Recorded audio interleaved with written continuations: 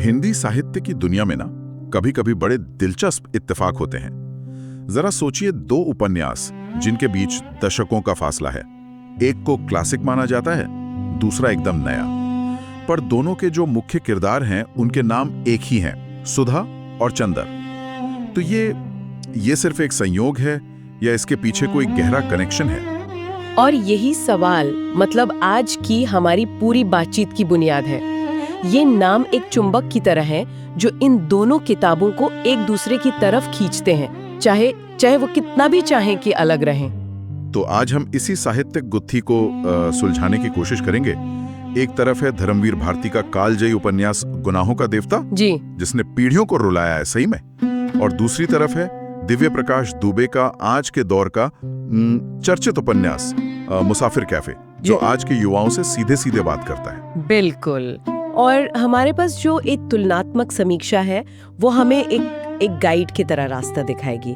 हम देखेंगे कि ये तुलना कहाँ तक जायज है, कहाँ ये सिर्फ सतही रह जाती है, और सबसे जरूरी बात, ये तुलना हमें भारतीय समाज और साहित्य में प्यार को लेकर बदलते नजरिए के बारे में क्या बताती है। तो चलिए इसकी परतें खोलते हैं। हमारा मकसद सिर्फ ये बताना नहीं है कि कौन सी किताब बेहतर है, बल्कि ये समझना है कि ये दोनों किताबें एक दूसरे से कैसे बात करती हैं और उस बातचीत का हमारे लिए क्या मतलब है। शुरुआत सबसे साफ बात से करते हैं, नामों की समानता। ये पहला धागा है जो किसी भी पाठक को मिलता है जिसने दोनों किताबें पढ़ी हों। मुसाफिर कैफे में जैसे ही आप सुधा और चंदर का नाम पढ़ते हैं, आपके दिमाग में भारती की कहानी की एक छाया अपने आप बन जाती है। हाँ, ये एक तरह का एक साहित्यिक इशारा है ना। बिल्कुल बिल्कुल। जैसे दुबे जानबूझकर कह रहे हो, हाँ मुझे पता है कि आप क्या सोच रहे हैं, लेकिन मुझे लगता है ये सिर्फ एक शुरुआती बिंदु है। असली कहानी तो इसके बाद शुरू होती है। आपने बिल्कुल सही पकड़ा, ये एक चतुर हुक है, लेकिन असली वजह जिसके कारण ये तुलना इतनी मजबूत है वो है प्रेम त्रिकोण की संरचना। गुनाहों का देवता में सुधा, चंदर और बिनती का जो भावनात्मक जाल है वो कहानी की आत्मा है, और मुसाफिर कैफे में सुधा, चंदर और पम्मी के बीच भी एक वैसा ही त्रिकोण बनता है। कई समीक्षक तो इसे भारती के क्लासिक त्रिकोण का एक आधुनिक शहरी रीमेक जैसा मानते हैं। ये दिलचस्प है। रीमेक शब्द शायद थोड़ा ज्यादा हो जाएगा, लेकिन हाँ, एक इको या गूंज कहा जा सकता है, और इसी गूंज में तीसरा और शायद सबसे गहरा कारण छिपा है। दोनों का विषय प्रेम, त्याग, सामाजिक दबाव और व्यक्तिगत इच्छा। ये वो संघर्ष है जो दोनों कहानियों के केंद्र में है, और ये एक ऐसा विषय है जो कभी पुराना नहीं होता। बिल्कुल, लेकिन यहीं पर एक बहुत जरूरी बारीकी है, और यहीं से हमारी असली पड़ताल शुरू होती है। मतलब प्रेम और त्याग के विषय तो हजारों कहानियों में है। असली फर्क इस बात से पड़ता है कि लेखक उस विषय को किस नजरिए से देख रहा है, किस भाषा में कह रहा है, और किस सामाजिक माहौल में कहानी को सेट कर रहा है। और इन्हीं मामलों में ये दोनों उपन्यास दो अलग अलग ध्रुवों पर खड़े नजर आते हैं। तो फिर उन बिंदुओं पर आते हैं जहां ये तुलना हमें वाकई कुछ सोचने पर मजबूर करती है, जहां ये सार्थक लगती है। शुरुआत करते हैं दोनों कहानियों के भावनात्मक केंद्र से। दोनों में ही एक गहरा इमोशनल खिंचाव है। हाँ, और उस खिंचाव की धुरी है सुधा। दोनों कहानियों की नायिका बहुत संवेदनशील है, समर्पित है, और अपने अपने दौर के हिसाब से सामाजिक दबावों से जूझ रही हैं। गुनाहों का देवता की सुधा का त्याग तो लगभग पूजा की तरह है। वो अपने प्यार को एक ऊंचे नैतिक आसन पर बिठा देती है। उसकी पीड़ा वो पाठक को भीतर तक महसूस होती है। सही कहा, वहां तो दर्द बहुत आध्यात्मिक किस्म का है, जबकि मुसाफिर कैफे की सुधा का संघर्ष वो बहुत जमीनी है, बहुत रिलेटेबल है। उसकी दुविधा आज के किसी भी युवा की दुविधा हो सकती है। क्या मैं अपने करियर के लिए प्यार को दांव पर लगा दूं? क्या लिव इन रिलेशनशिप सही है? उसका दर्द आध्यात्मिक नहीं, प्रैक्टिकल है, लेकिन दर्द तो दोनों में है। बिल्कुल, और इसी से जुड़ा है दूसरा बिंदु जहाँ ये तुलना हमें कुछ सिखाती है, नैतिकता और व्यक्तिगत इच्छा के बीच का टकराव। ये दोनों उपन्यासों की रीढ़ है। क्या वो करना सही है जो समाज चाहता है, या वो जो आपका दिल चाहता है? ये सवाल तो सदियों पुराना है, लेकिन जैसा आपने कहा, फर्क नजरिए का है। भारतीय की दुनिया में ये एक जीवन मरण का नैतिक प्रश्न है। वहाँ एक गलत कदम आपको समाज की नजरों में पापी बना सकता है। चंद्र का तो पूरा किरदार ही इसी अपराध बोध से बना है। जबकि दुबे की दुनिया में यही संघर्ष कॉमेडी ड्रामा का रूप ले लेता है। वहाँ कोई पापी नहीं है, बस कंफ्यूज्ड लोग हैं जो सही फैसला लेने की कोशिश कर रहे हैं। समाज का डर है, लेकिन वो हंसी मजाक और व्यंग्य में घुल मिल गया है। लेकिन वो मूल द्वंद्व कि लोग क्या कहेंगे बनाम मैं क्या चाहता हूँ, वो दोनों में मौजूद है। और यहाँ पर एक और मजेदार बात सामने आती है, सुधा के किरदार की जटिलता। दोनों ही सुधा मतलब सीधी सादी टिपिकल हीरोइन नहीं है, उनमें एक तरह की जिद है, एक रहस्य है। क्या बात कही। ये एक बहुत मजबूत धागा है जो दोनों को जोड़ता है। दोनों ही सुधा आकर्षक होने के साथ साथ विवादास्पद भी हैं।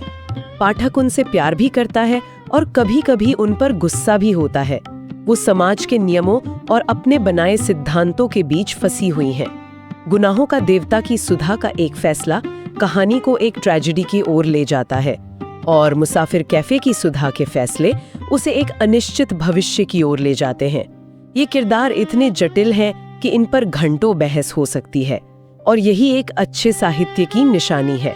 ये तो वो समानताएं हुई जो हमें सोचने का मसाला देती हैं। लेकिन अब उस मुद्दे पर आते हैं जहां ये तुलना चटकने लगती है, जहां लगता है कि हम दो बिल्कुल अलग अलग फलों की तुलना कर रहे हैं। और मुझे लगता है इसकी शुरुआत वहीं से होती है जहां आपने इशारा किया था, सामाजिक संदर्भ। आपने नब्ज पकड़ ली।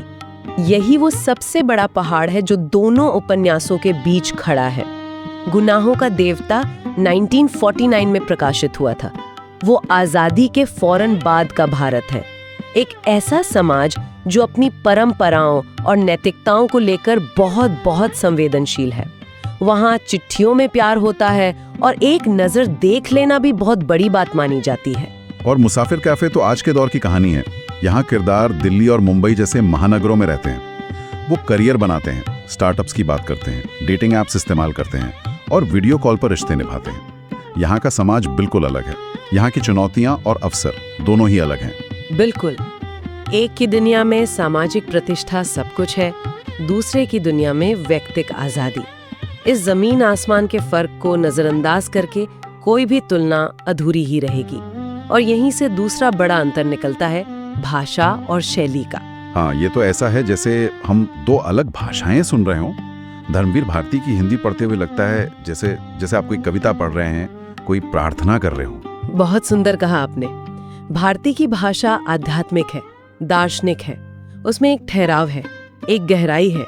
वो आपको धीरे धीरे कहानी में डुबोते हैं। एक एक वाक्य में इतनी भावनाएं होती हैं कि वो पाठक को अंदर तक झकझोर देती है। आप गुनाहों का देवता पढ़कर मुस्कुरा नहीं सकते, आप बस उस दर्द में डूब जाते हैं। और दिव्या प्रकाश दुबे की भाषा, वो तो जैसे आज की व्हाट्सएप चैट हो, तेज मजेदार संवादों से भरी हुई। वो गंभीर से गंभीर बात भी एक चुटकुले या एक फिल्मी डायलॉग के अंदाज में कह जाते हैं, एकदम से।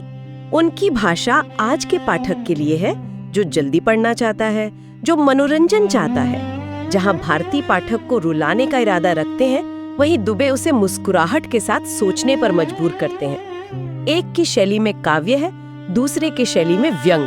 शैली का ये बुनियादी अंतर ये तुलना को लगभग नामुमकिन बना देता है। और इसी से जुड़ा है कहानी कहने का तरीका, यानी कि नैरेटिव स्ट्रैटेजी।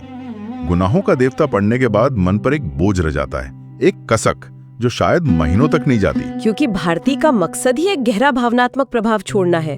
वो कहानी का अंत एक ऐसे नैतिक सवाल पर करते हैं जिसका कोई आसान जवाब नहीं है। वो त्याग को महिमा मंडित करते हैं। पाठक उस कहानी से बाहर निकलकर भी उसी दुनिया में खोया रहता है। जबकि मुसाफिर कैफे पढ़ने के बाद ऐसा भारीपन महसूस नहीं होता। वहाँ एक उम्मीद है, एक यथार्थवाद है। हाँ, क्योंकि दुबे का कथानक एक रोमांटिक यथार्थवादी फार्मूले पर चलता है। उनका ध्यान किरदारों के व्यक्तिगत विकल्पों पर है, उनकी रोजमर्रा की जिंदगी के हास्य पर है। कहानी का अंत किरदारों को एक नई शुरुआत का मौका देता है। इसलिए दोनों को पढ़ने का अनुभव बिल्कुल जुदा है। एक आपको भीतर से तोड़ता है, दूसरा आपको आपके ही समय का आईना दिखाता है। तो इन सारी बातों के बाद हम वापस उसी बड़े सवाल पर आते हैं, क्या ये तुलना जायज है या ये सिर्फ एक बौद्धिक खेल है? इसका जवाब उतना सीधा नहीं है। एक स्तर पर देखें तो तुलना स्वाभाविक है। नामों की समानता और प्रेम त्रिकोण की संरचना इसे न्योता देती है। और ये मानना पड़ेगा कि दुबे ने बड़ी चतुराई से उन पारंपरिक भावनाओं को एक नए आधुनिक पैकेज में पेश किया है। इस लिहाज से ये देखना दिलचस्प है कि एक ही थीम समय के साथ कैसे बदलती है। लेकिन एक लेकिन तो यहाँ भी है, और शायद वो बहुत बड़ा है। हाँ, और वो लेकिन ही इस चर्चा का सार है। ये समानता ज्यादातर सतह पर है। जैसे ही हम शैली, भाषा, सामाजिक संदर्भ और दार्शनिक गहराई में उतरते हैं, दोनों उपन्यास एक दूसरे से मीलों दूर हो जाते हैं। मेरी नजर में गुनाहों का देवता नैतिक दर्शन पर खड़ा एक भावनात्मक स्मारक है, वहीं मुसाफिर कैफे समकालीन शहरी रिश्तों की एक मनोरंजक फील्ड स्टडी जैसा। तो क्या हम ये कह सकते हैं कि तुलना तभी तक काम करती है जब तक हम कहानी के बाहरी ढांचे को देख रहे हैं? जैसे हम आत्मा में झांकते हैं, दोनों अलग हो जाते हैं। इससे बेहतर तरीके से इसे नहीं कहा जा सकता। ये ऐसा ही है जैसे आप एक पुरानी हवेली की तुलना एक मॉडर्न अपार्टमेंट से करें। दोनों रहने के लिए हैं, दोनों में कमरे हैं, लेकिन दोनों का एहसास, उनकी आत्मा, उनका इतिहास सब कुछ अलग है। तो फिर अगर कोई पाठक इन दोनों में से किसी एक को पढ़ना चाहे तो उसे क्या सलाह दी जानी चाहिए? मतलब किस मानसिकता के साथ इन किताबों को उठाया जाए? ये बहुत जरूरी सवाल है। अगर कोई पाठक एक ऐसा साहित्यिक अनुभव चाहता है जो उसे भावनात्मक रूप से निचोड़ दे, जो उसे प्यार, नैतिकता और त्याग पर गहरे सवाल पूछने पर मजबूर करे, तो उसे बिना सोचे गुनाहों का देवता पढ़ना चाहिए। वो एक ऐसी यात्रा है जो आपको बदल सकती है। और मुसाफिर कैफे? और अगर कोई पाठक आज के दौर के रिश्तों को, करियर और प्यार के बीच के कंफ्यूजन को एक हल्के फुल्के, मजेदार और व्यंग्यात्मक अंदाज में पढ़ना चाहता है, तो मुसाफिर कैफे उसके लिए एक बेहतरीन किताब है।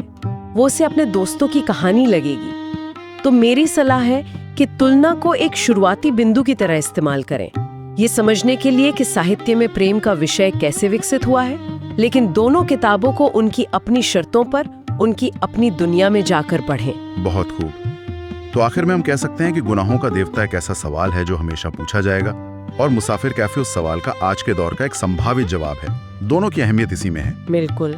एक क्लासिक है क्योंकि वो समय से परे है, दूसरा महत्वपूर्ण है क्योंकि वो अपने समय का सटीक चित्र है। इस बातचीत में वाकई इन दोनों उपन्यासों को एक नए चश्मे से देखने में मदद की है। मुझे भी ऐसा ही लगता है। यह एक मजेदार साहित्यिक पड़ताल थी। और जब हम इस चर्चा को खत्म कर रहे हैं तो एक विचार छोड़कर जाना चाहता हूँ। इन दोनों उपन्यासों से भी आगे जाकर सोचें। आज के दौर में चाहे वो किताबें हों, फिल्में हों या वेब सीरीज, प्यार और रिश्तों को कैसे दिखाया जा रहा है? क्या आज के कहानीकार जानबूझकर पुराने क्लासिक्स के साथ एक संवाद बना रहे हैं, जैसा शायद मुसाफिर कैफे ने किया, या फिर वो हर परंपरा को तोड़कर प्यार की एक बिल्कुल नई भाषा, एक नई परिभाषा गढ़ने की कोशिश कर रहे हैं?